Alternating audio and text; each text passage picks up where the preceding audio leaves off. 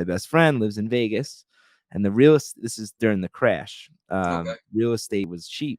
It was like I was like, "He just bought a condo for, like, 50 grand." And he was like, 50 grand? He's like, "Call him." So we called him, and he was like, my buddy was telling he's like, "Yeah, like, the real estate is really low out here," and he's like, "I live by UNLV and blah, blah, blah." So 2 weeks later, I go over his house. He's like, "I bought a condo next to your friend." I'm like, "You did?" And he's like, "Yeah." He's like, 52 grand cash, bought a condo. So now my wheels are turning, and I was like, I want to move to Vegas.